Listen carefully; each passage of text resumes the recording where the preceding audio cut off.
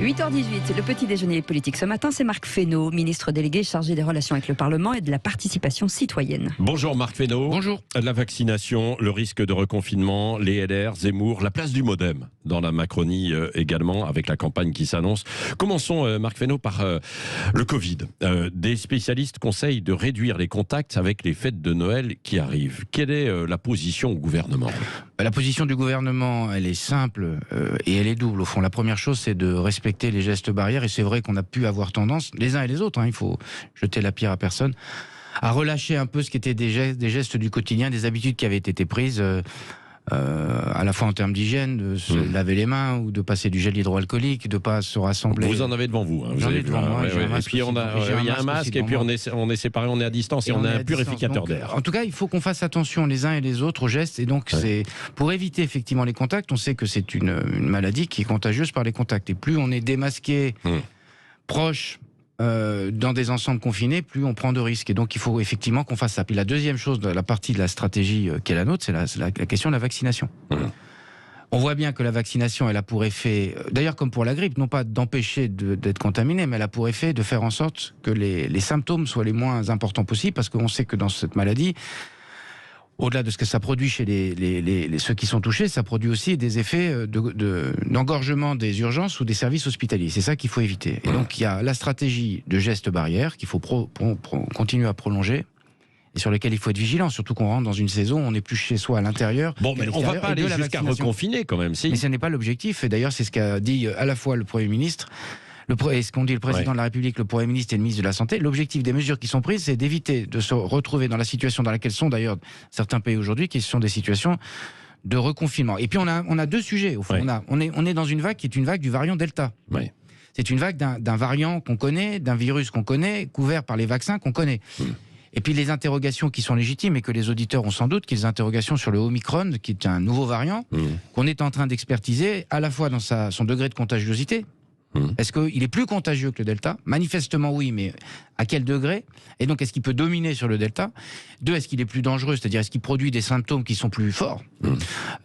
Si c'est moins, c'est un autre sujet. Et par ailleurs, est-ce qu'il est couvert par les vaccins tels qu'ils sont ? Et donc ça, c'est le moment dans lequel nous sommes, les précautions que nous prenons avec ceux qui viennent de pays qui sont manifestement avec une première influence de Omicron. Et dans les 10-15 jours, on aura des réponses scientifiques à ces sujets scientifiques. Mais ce qui veut dire que pour les fêtes de Noël, il pourrait y avoir des recommandations très forte de ne pas faire des fêtes de famille, alors ? Non, vous n'avez pas entendu ça. Non, mais je vous pose des questions parce que quand on aura les résultats... Vous avez raison de me poser des questions. Sur la table, aujourd'hui, c'est la vaccination, le rappel vaccinal, les gestes barrières. Et si on se tient à ça, on peut sans doute passer cette... Bon, mais est-ce qu'on est en ordre de marche pour la vaccination, alors, pour la 3e dose ? Parce que là, il y en a certains qui prennent des rendez-vous et ils ont rendez-vous au mois de mars. Je ne veux pas être désobligeant avec vous, mais j'ai l'impression d'entendre le discours qu'on entendait il y a exactement un an, c'est on n'est pas prêt pour la première dose, on n'est pas prêt pour la 2e dose, on n'est pas prêt pour la 3e dose, donc maintenant on a été globalement prêt. Globalement, on est le pays qui a le plus vacciné et qui a mis en œuvre une stratégie vaccinale, d'ailleurs pas que le gouvernement, pas que l'État, avec les collectivités locales, donc on ne va pas se faire peur ou s'inquiéter ou comment dirais-je, à chaque pas donner des fouets en disant que ça marche pas, ça marche pas. Tout de même, non mais d'accord, mais tout de même, Marc Fesneau, vous dites, bon, c'est la vaccination, on va être prêt, mais quand même... On était à 4 millions de gens vaccinés 3e dose il y a 15 jours, on est aujourd'hui à 8 millions. Il y a 3 millions de doses qui ont été commandées par les médecins de ville, ou 3 ou 4 millions, je ne sais plus, pour faire en sorte que les gens puissent se vacciner chez leur médecin. On va trouver des solutions et on trouvera des solutions comme on les a trouvées dans la période... Mais on ne les a pas encore aujourd'hui, Marc Fesneau, c'est ça. On n'a pas encore les solutions. C'est-à-dire, mais quand des gens vont sur Doctolib ou autre et pour demander un rendez-vous et qu'ils n'ont que la mi-mars... Vous savez très bien comment ça s'est... C'est ce qui se produit aujourd'hui. Vous savez très bien comment ça s'est passé la dernière fois. Il pouvait y avoir des moments qui étaient éloignés en termes de vaccination et de doses, et puis au fur et à mesure, des créneaux se sont relibérés, les gens ont pu y aller. Donc, inutile de se faire peur et de dire qu'on n'est pas prêt, alors qu'on est prêt. On a développer, grâce d'ailleurs à la mobilisation des médecins, des services de santé, de l'État, des collectivités, quelque chose qui est formidable dans ce pays, c'est qu'on a réussi à vacciner de masse. Et donc on sera au rendez-vous de la vaccination ou du rappel de masse. Oui. Bon, est-ce que le pass sanitaire est toujours utile aussi dans ces conditions Et d'ailleurs, la CNIL a fait en fait hier... Non, mais la CNIL, elle dit le droit et elle dit les précautions qu'il faut avoir. Donc la question du pass sanitaire est une question de droit et elle a été résolue déjà et on répondra sans doute aux questions de la CNIL. Après, est-ce qu'il est utile? Oui. D'ailleurs, je précise que là aussi, on nous avait expliqué qu'on prenait une mesure qui était iconoclaste, que c'était incroyable de faire ça, c'était au mois de juillet, et au fond, une ribambelle de pays nous ont suivis dans cette affaire de passe sanitaire. Le passe sanitaire, il permet aussi, quand on est dans des endroits qui sont un peu confinés, quand on va dans des restaurants, d'essayer de limiter au maximum les contaminations. Mais la CNIL dit en même temps le gouvernement n'a pas transmis des données permettant de prouver l'efficacité ou pas du pass sanitaire. Ben on transmettra, j'imagine, c'est pas moi qui suis en charge de ces questions, mais on transmettra les données nécessaires. En tout cas, ce que je constate, c'est que nous sommes le pays qui a le plus vacciné d'Europe, quasiment. Quasiment, oui. C'est à 90% en fait en dehors pour des adultes. Sans doute que le pass sanitaire n'est pas, comment dirais-je, étranger à cette question-là. Voilà. Bon. Et par ailleurs, nous sommes dans cette phase j'ai pas dit que tout allait bien, mais nous sommes dans cette phase épidémique, ceux qui sont aujourd'hui et à date les moins touchés. Bon, vous êtes ministre en charge des relations avec le Parlement. Est-ce qu'il n'y aurait pas besoin en cette fin d'année d'un débat justement dans les assemblées, à l'Assemblée nationale, sur la situation entre le nouveau variant qui arrive, la question en fait sur le pass sanitaire. On n'est pas en vacances dans les assemblées. Vous le savez qu'on n'est pas en vacances, parce que vous savez le travail qu'ils font sur un certain nombre de textes. Pardon de vous dire deux choses. La première, c'est qu'il y a 15 jours, ou il y a 3 semaines, il y a un texte qui a été débattu sur la question du pass sanitaire, sur la question de la situation sanitaire. D'ailleurs, à l'époque, ceux qui aujourd'hui nous disent qu'est-ce que vous faites, est-ce qu'on est prêt, est-ce qu'on va y arriver, etc., nous expliquaient qu'il fallait complètement relâcher la bride et qu'au fond, c'était bizarre de continuer à avoir des mesures comme celles que nous avons mises en œuvre. 2. Les questions au gouvernement, la convocation des ministres devant les commissions. Toutes formes de choses sont possibles. Le Premier ministre a réuni il y a 8 jours les groupes parlementaires pour leur faire état des mesures qui allaient être annoncées par le ministre de la Santé. Donc le travail se poursuit, le contrôle de Parlement s'exerce.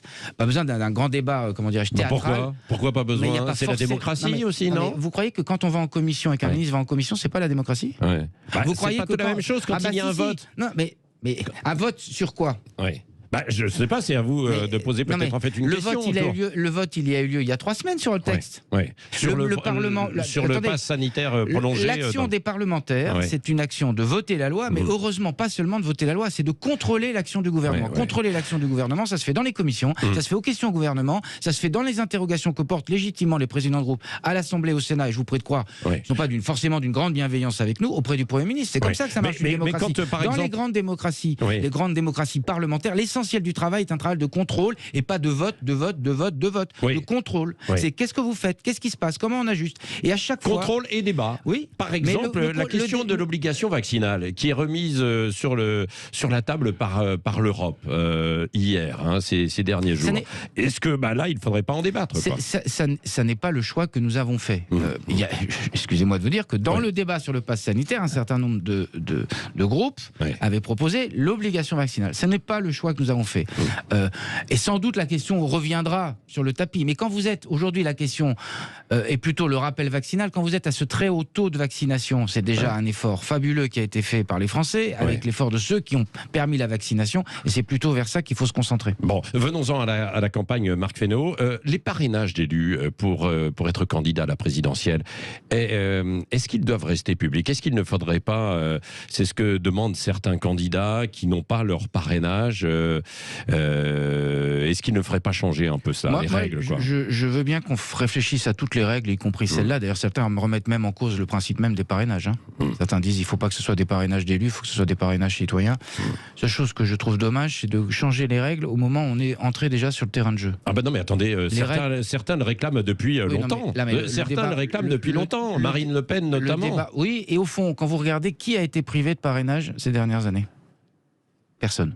Oui, avec quand même avec des difficultés visiblement. Oui, mais c'est toujours la même grande peur, et je pense, et c'est normal que les grands courants d'opinion soient représentés, de l'échiquier politique soient représentés à la présidentielle. Et je n'ai pas sous les yeux d'exemples avérés de candidats qui n'ait pas pu être candidat parce qu'il lui manquait les parrainages. Alors après, il faut aussi qu'on ait un mécanisme de régulation. La présidentielle, c'est pas pour avoir 35 candidats. Bon, vous êtes le représentant aussi du MoDem, vous êtes l'un des hommes forts de M. Bayrou. Est-ce que le MoDem ne va pas être complètement avalé par la nouvelle maison commune? Ensemble Citoyen est dominé probablement par Édouard Philippe. Dominé par personne, puisque c'est un... attendez, c'est Édouard Philippe, il annonce sa couleur quand même, non? Non, la couleur qui a été annoncée... D'abord, je voudrais vous signaler que l'initiative revient côté MoDem à François Bayrou, côté La République En Marche à Richard Ferrand. Donc c'est dès là qu'est venue cette idée de consolider dans la majorité le rassemblement et le dépassement. Deuxième élément, c'est une volonté à la fois d'approfondissement de ce qu'est l'espace central, plutôt République En Marche et Modem, et puis la capacité sur les latéralités, si vous me permettez cette expression, Horizon côté, par exemple, Édouard Philippe, à rassembler la majorité. Donc le Modem, il n'y a aucune crainte d'absorption. Vous savez, on en a vécu pas mal avec François Bayrou. Donc on est assez rompu à l'exercice. On n'a jamais plié devant quoi que ce soit, y compris des gens qui voulaient au fond notre disparition. Là, c'est pas pour faire disparaître, au contraire, c'est pour faire apparaître ce qu'est cet espace central. Et donc, j'ai aucune crainte de cette nature, mais vraiment aucune crainte. Oui. Du côté des LR, on connaîtra les deux finalistes cet après-midi. Est-ce que vous avez le sentiment qu'il y a eu beaucoup plus d'adhérents, que finalement, il y a une remobilisation autour des Républicains aujourd'hui? Difficile à dire comme ça. En tout cas, je constate qu'il y a eu des débats, mais je n'ai pas à juger, même si je peux. Après, on aura un débat avec le candidat ou la candidate qui sera choisi, peut-être un peu polarisé sur un seul sujet du fait de l'émergence de M. Zemmour. Sans doute que c'est un moment toujours un peu militant et donc il y a un peu de remobilisation. On n'est quand même pas dans des étiages fous, mais qui sont des étiages de 120 000, je crois, votants, 130 000 votants. On verra ce que sera le choix des militants. D'abord, il faut respecter le choix des militants. Et moi, je ne suis pas de ceux qui viennent dénigrer les partis politiques. Je pense qu'on a besoin d'organisation politique dans la démocratie. Oui, à propos d'Éric Zemmour que vous avez cité en fait à l'instant, le député communiste Fabien Roussel va défendre une résolution aujourd'hui pour inviter le gouvernement à envoyer une instruction aux magistrats pour mettre en œuvre une disposition, je cite, qui permettent au juge de rendre inéligible un homme politique pour des propos discriminatoires et quand il y a eu éventuellement condamnation. Qu'allez-vous faire de cette résolution? Moi, je vais vous donner un avis personnel. Les groupes s'exprimeront là-dessus. Moi, j'ai le sentiment que ce n'est pas comme ça qu'on combat les idées de quelqu'un comme Éric Zemmour. Je ne suis pas sûr que la solution, ça soit de lui interdire d'être dans le débat public. Moi, je pense qu'il faut délégitimer ce qu'il dit. Il faut pas l'empêcher en démocratie. Il faut débattre, comme Bruno Le Maire. Il a raison, Bruno Le Maire, de débattre avec lui. Évidemment qu'il a raison, parce que si jamais vous laissez simplement prospérer les idées de M. Zemmour sans les combattre autrement que par la voie de la justice, ça n'est pas à la justice de trancher les questions démocratiques. Si les Français adhèrent à beaucoup de ces idées, quand même, d'Éric Zemmour dans les intentions de vote, c'est qu'il y a quand même une partie de vrai, probablement, dans ce qu'il dit, non? Je ne sais pas si autour des questions d'immigration, de sécurité. Il y a sans doute des gens qui ont une perception comme celle d'Éric Zemmour. À nous de les convaincre du fait que le chemin qu'emprunte Éric Zemmour, c'est un chemin qui a toujours emmené au pire. Et au pire, sans doute, c'est souvent pour les plus fragiles. Et que je ne connais pas. Il dit que si on ne prend pas son chemin, on ira vers le pire. Je ne connais pas un pays qui se soit redressé, un pays qui est avancé par la bataille des communautés les unes contre les autres, les hommes contre les femmes, les gens d'origine immigrée contre les autres, l'Europe contre le reste du monde, la France contre l'Europe. Ça n'existe pas. On ne sortira pas des difficultés qui sont les nôtres. Et le pays a été grand. La France a été grande quand la France s'est rassemblée et pas quand elle a nourri en son sein les divisions. Et donc c'est ça qu'il faut combattre, parce que c'est une espèce d'épopée. Je ne vais pas me faire donner des leçons de patriotisme par quelqu'un qui, en fait, lutte contre la patrie. Parce que quand vous êtes à ce point à faire la querelle entre les gens, vous faites du mal à la patrie. Moi, un dernier mot, Marc Fesneau. Il y a un professeur, un enseignant suspendu dans le Jura parce que il a été un peu critique avec l'éducation nationale, sa hiérarchie, sur l'organisation de la minute de silence de Samuel Paty. Est-ce qu'il devrait être réintégré? Mais j'en sais rien, parce que je connais pas le dossier. J'en ai entendu parler sur vos ondes, effectivement. J'en sais rien, je connais pas le dossier. Manifestement, sur ce sujet-là, en tout cas sur le sujet de Samuel Paty, je pense que la grande vigilance que nous devons avoir, au-delà du cas particulier, c'est de faire en sorte que l'hommage soit rendu et qu'il n'y ait pas des gens qui finassent avec quelque chose qui a été très profondément marquant pour la communauté éducative et pour chacun d'entre nous.